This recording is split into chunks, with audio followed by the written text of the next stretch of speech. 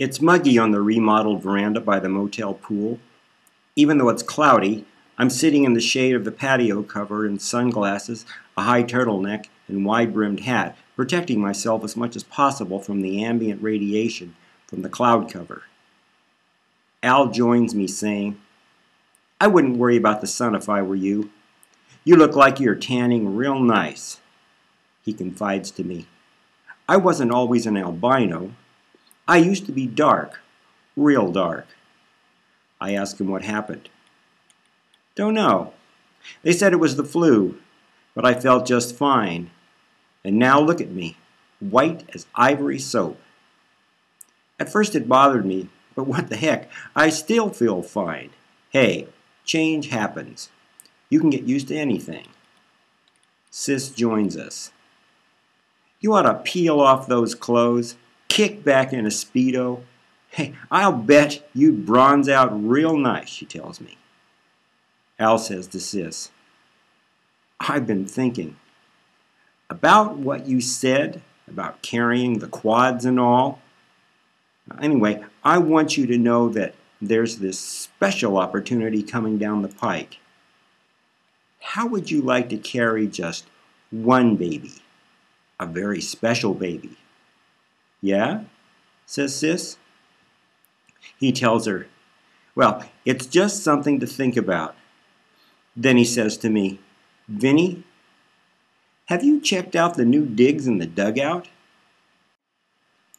I go with Al into the remodeled bunker, now more than triple its previous size. A military insignia at the entrance reads, "Dead Yard, Command Central." The walls are covered with video screens divided into thousands of cells. The display is configured like a beehive. Inside each cell is the thumbnail image of a Dud working away. The atmosphere in the hive is relaxed, collegial, professional.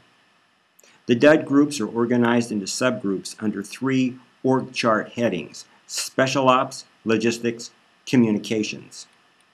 I tell Al, "I thought you built this place for talking to kidnappers." "Oh, it'll do that all right." "Where's Marzipan?" The image of Dad and Marzipan appear life-size on a display. The sack is gone from Dad's head, and his hands are no longer bound. He looks tired but happy, eating a burrito. Marzipan, at his side, strokes his hair.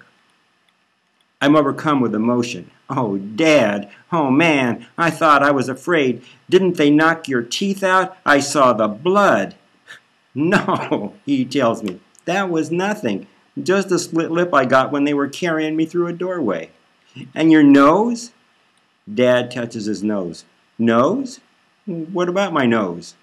"My nose is fine." "So they're letting you go?" Dudmeat enters the picture and tells me he's just as good as free. "As you can see, things have been moving along, and your dad has been terrific. But we still have a little more work to do, and we're counting on your continuing help."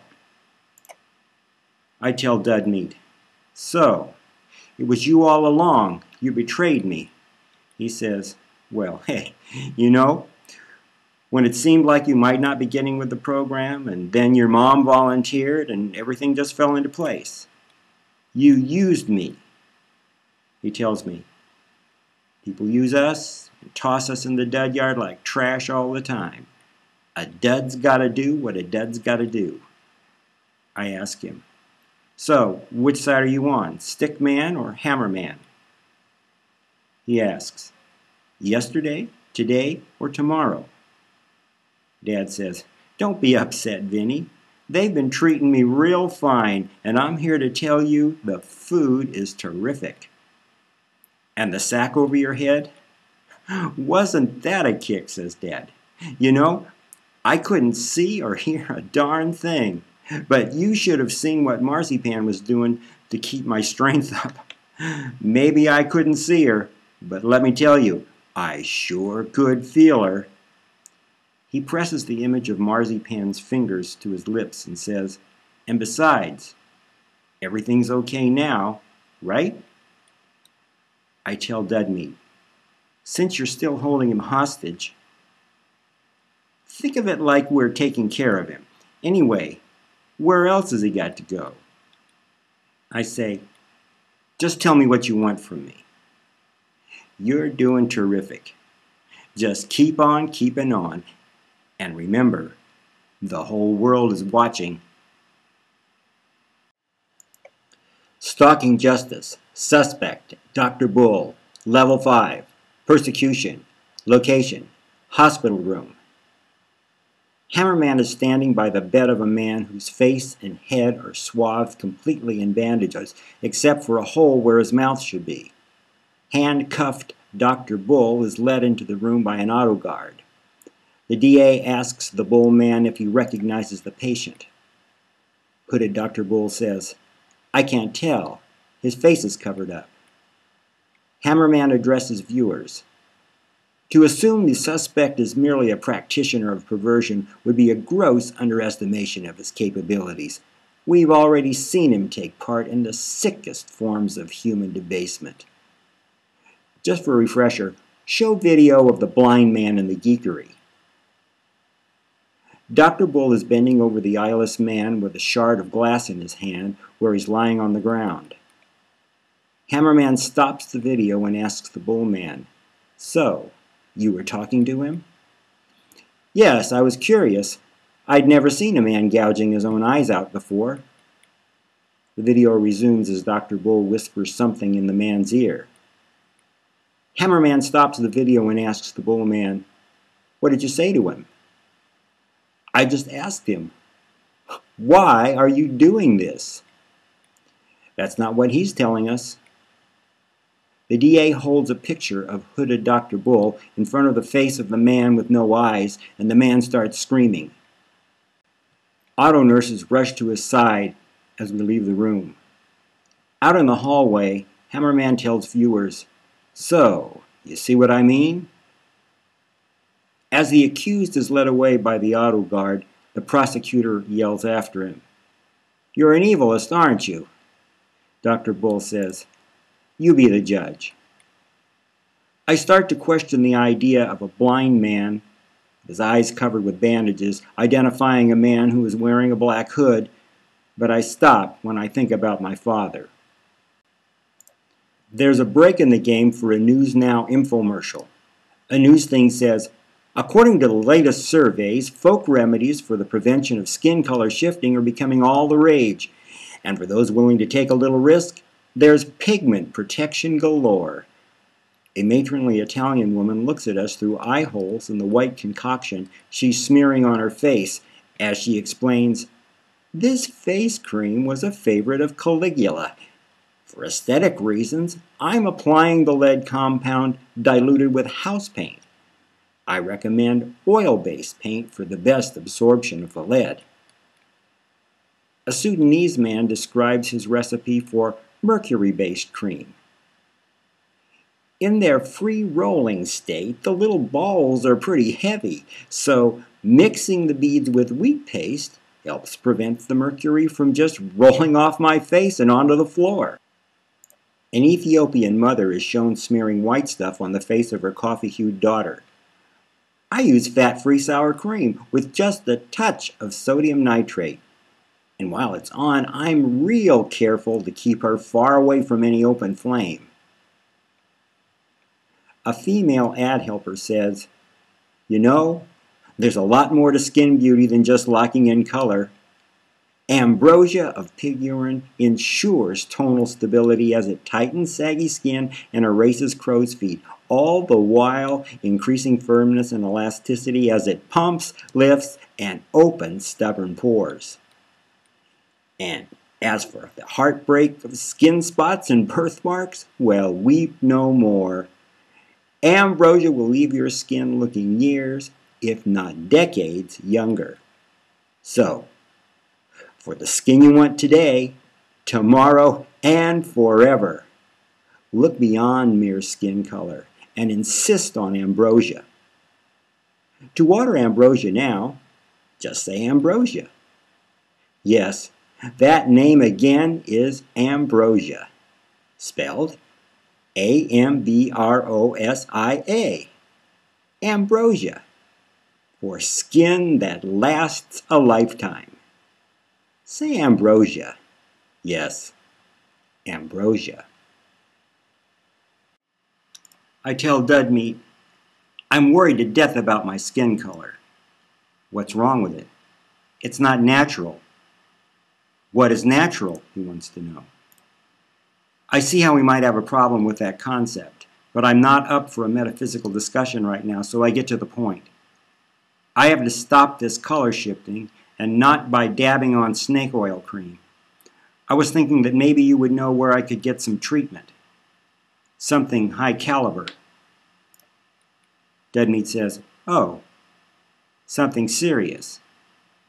Well then, try the Biorecycling Center in the Geekery.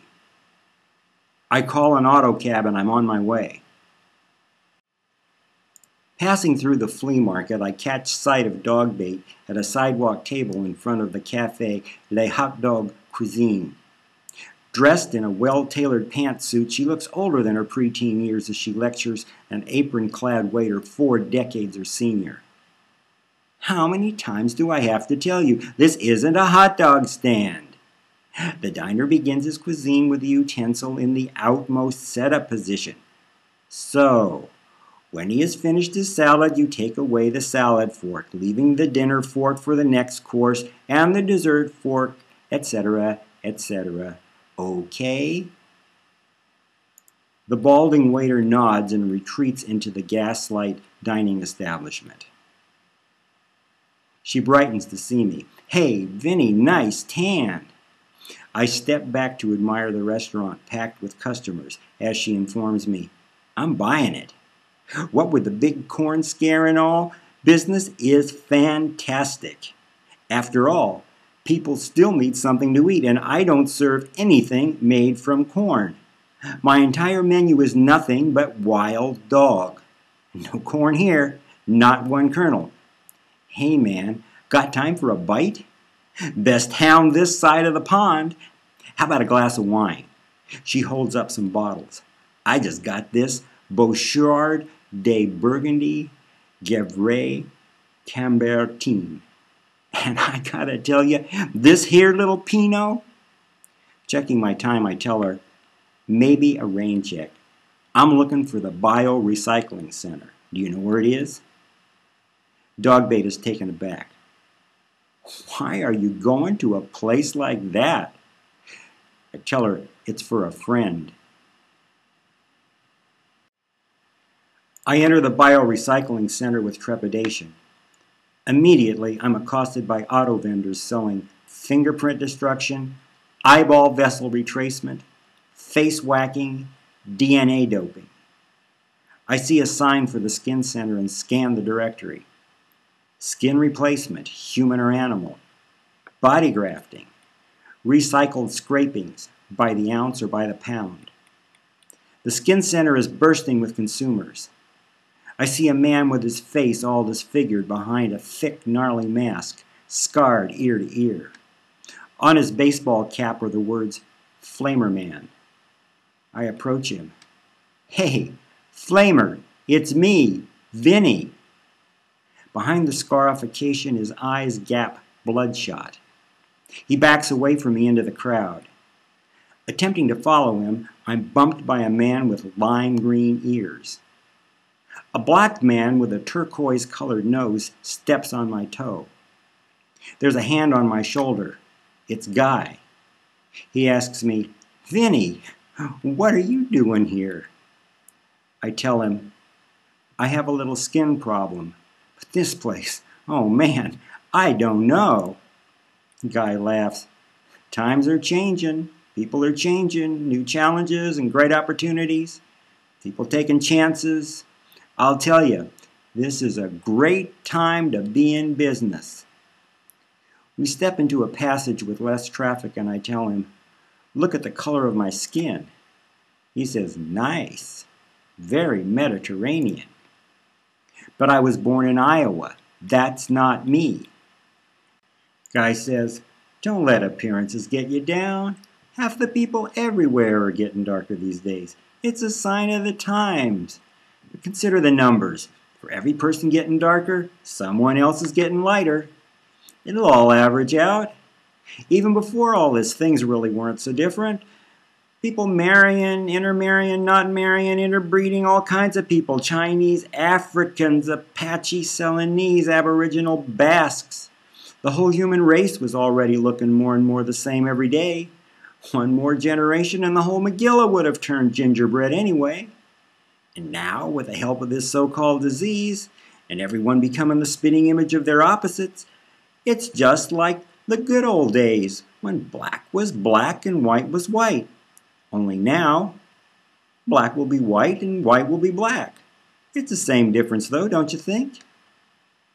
Well, it's not for me, I tell him. He assures me. Before you know it, everything will straighten itself out.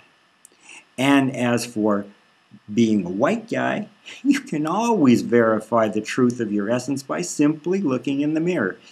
If you see a black man staring back at you, you'll know for sure that you're really white. But I don't want to be black. My Sigwin is black. She used to be white, the most beautiful white you ever saw. But now... Guy puts his hand on my arm and asks, "Have you taken a good look at her lately? I mean, have you really looked at her?" "I can't," I tell him. "She's in Africa, and they put me on the no-fly list." Guy says, "Believe me, when you two get back together, chances are everything's going to be just like before. Because people never change on the inside. You know what I mean? And besides, with all that's going on, can't you find something more important to worry about?" I'm sitting on a bench away from the crowd pondering what Guy told me when a news story comes on my Envision. A news thing says, "In case you were thinking things couldn't get much hotter, here's something else to set the world on fire." According to energy scientists with the National Oceanic and Atmospheric Administration, vast deposits of microbial detritus deposited on the ocean floor over hundreds of millions of years are poised to release mammoth-sized bubbles of methane into the atmosphere. Scientists believe that one such release of methane and its subsequent explosion created a fireball that nearly exterminated all life in the Permian period a quarter of a billion years ago. But here's the good news. Energetics has just announced it's working on proprietary methane extraction technology that just might save the day in this time of acute energy crisis. Gas bubbles are shown rising from the ocean floor.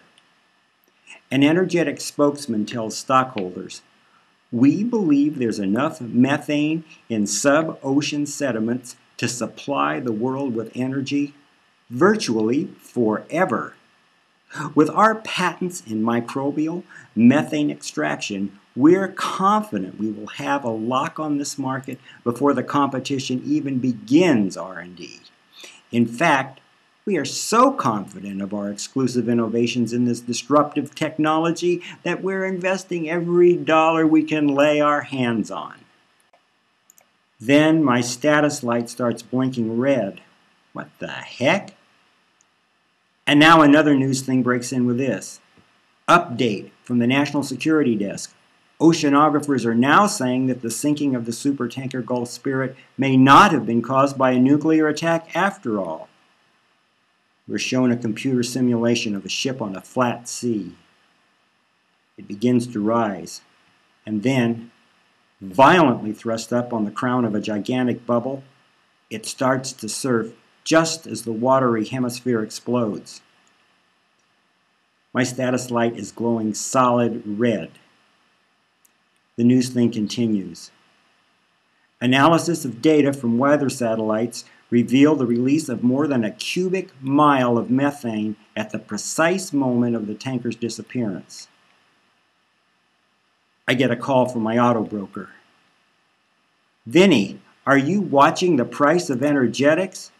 Holy Jazeera, it's headed straight." But that's all I hear, because my status light has gone out. I check my Envision. What if they've pulled the plug on my account? Helper? Helper? Dudmeat? Hello? I said hello. Outside the flea market, it's wet, humid, hot.